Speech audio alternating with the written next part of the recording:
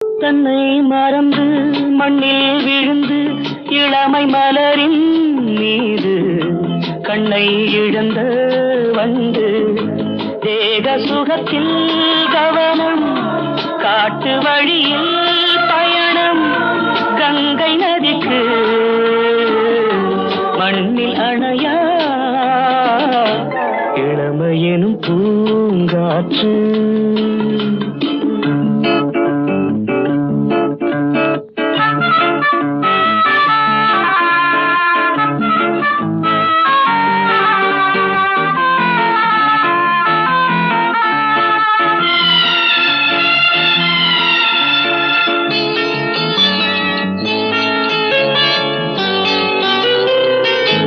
அங்கம் முழுதும் பொங்கும் இளமை இதம் பதமாய் தோன்ற அள்ளி அணைத்த